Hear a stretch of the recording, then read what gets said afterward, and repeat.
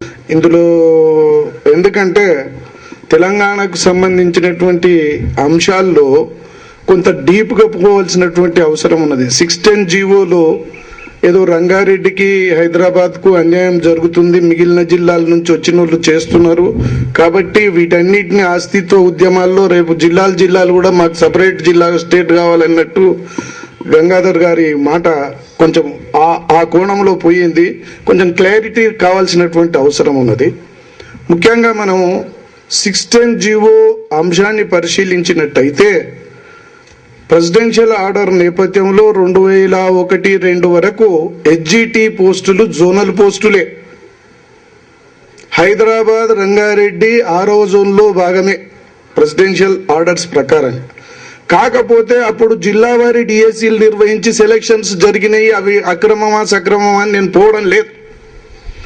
Clerk కంటే మించినటువంటి basic pay పోస్టులన్నీ కూడా జోనల్ పోస్టులే. అయితే పోతే గీతే 2002కు ముందు ఎవరైనా ఉంటే ఆ జోన్ నుంచి ఈ జోన్కు మారితే ఆ విధంగా జోనల్గా అయిపోతే ఓకే. కానీ జిల్లా ఇక్కడనే వలసవాదుల కుట్ర, సెక్రటరియేట్ల కుట్ర, మీలాంటి నిదానంగా ఆలోచించి లోతుగా ఆలోచన చేసే వాళ్లకు కాన్సన్ట్రేట్గా వాళ్ళు చెప్పేటువంటి విధానము ఇక్కడ మనల్ని దెబ్బతీస్తున్నది. ఎందుకనంటే సెక్రటరియేట్ 90% వాళ్ళతో నిండి ఉంది, డైరెక్టరేట్ ఇంచుమించు వారితో నిండి ఉంది. జీవోలు మనకు స్పష్టంగా ప్రెసిడెన్షియల్ ఆర్డర్లో ఎస్జిబిటి ఎల్డీసీ కంటే ఎక్కువ బేసిక్ పే ఉన్నటువంటి పోస్ట్ అది జోనల్ పోస్ట్ అని క్లియర్గా ఉంది. 610 జీవోలో హైదరాబాద్ 6వ జోన్లో భాగమని స్పష్టంగా ఉంది. ఈ హైదరాబాద్లో రంగారెడ్డిలో మహబూబ్ నగర్ నల్గొండనో వాళ్ళు నియమింపబడితే మనం ఎప్పుడైతే పెద్ద మనుషుల ఒప్పందాల్లో ఉద్యోగాల్లో క్రాస్ కాకూడదు అని మనం ప్రెసిడెన్షియల్ ఆర్డర్లో ఉన్నటువంటి కోట ఎంక్రోచ్ చేయకూడదని చేసేటువంటి నిబంధనలకు ఎక్కడనో శ్రీకాకుళం కృష్ణా జిల్లాల వాళ్ళు వచ్చి ఇక్కడి జోన్లో ఉండేదానికి మన 5-6 జోన్లో ఉన్నటువంటి ఎంక్రోచెస్ కు చాలా తేడా ఉన్నది. ఎక్కువగా వాళ్ళే డిప్యుటేషన్లో వచ్చిండ్రు, వాళ్ళే ఎక్కువ మంది ఇక్కడ ఉన్నారు, వాళ్ళ ద్వారానే నష్టం జరిగింది. ఒకరిద్దరు ఆ విధంగా జోన్లు ఎంక్రోచ్ చేస్తే వెళ్ళిపోవచ్చు. ఈ వాదాన్ని మనము ఇట్లా తీసుకుపోవాల్సినటువంటి అవసరం ఉన్నది. ప్రెసిడెన్షియల్ ఆర్డర్ అట్లానే ఉన్నది.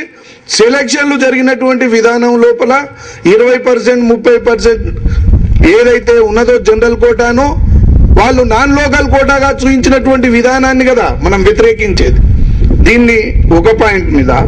రెండవది, మన దేశంలో ఎక్కడ కూడా కామన్ స్కూల్ సిస్టమ్ అనేది మన దేశానికి సంబంధించినటువంటి ఒక పెద్ద చర్చ జరుగుతున్నటువంటి విద్యా బిల్లులో చర్చ జరుగుతున్నటువంటి అంశం. దాన్ని ఈ విద్యా విధానాన్ని తెచ్చి తెలంగాణ వాదానికి జోడించి ఈ విద్యా విధానాన్ని కూడా ముందుకు తీసుకుపోయే క్రమంలో మనం మాట్లాడేటంత ఆవశ్యకత లేదని ప్రస్తుతం నేను భావిస్తున్నాను. ఇప్పుడున్నటువంటి పరిస్థితుల లోపల తెలంగాణ ఆవశ్యకత నీళ్లలో, నిధుల్లో, విద్యలో, ఉద్యోగాల్లో అన్నిట్లో మోసం చేయబడుతున్నటువంటి తెలంగాణగా మనం ఆవశ్యకతను గుర్తించినాం. దానికి భౌతిక తెలంగాణ అనేది సాధ్యమైతేనే ఆ తెలంగాణను సాధించుకున్నటువంటి క్రమంలో అక్కడ ఉన్నటువంటి పాలసీలను, విధానాలను డిక్లేర్ చేసుకునే తట్టుగా మనం ముందుకు పోతేనే తెలంగాణ వాదాన్ని మనం కాస్త విస్తరించిన వాళ్ళం అవుతాము. దానికి ప్రతిబంధకాలైనటువంటి అంశాలను మనం చేకూర్చడం వల్ల తెలంగాణ వాదం ఇప్పుడైతే ఏదైతే పెద్దలు యాదగిరి గారు వారు ఏదున్నా సరే, ఏ రాజకీయ పార్టీ అయినా ఏదైనా సరే తెలంగాణ వాదానికి మనము ముందుండాలి, తెలంగాణ వాదాన్ని ముందుకు తీసుకుపోవాలి, తెలంగాణ అన్న ప్రతి వాన్ని కలుపుకోవాలి అనే అటువంటి అంశానికి ఈ కామన్ స్కూల్ సిస్టమ్ అనేది విస్తరించిన వాళ్ళం అవుతాము.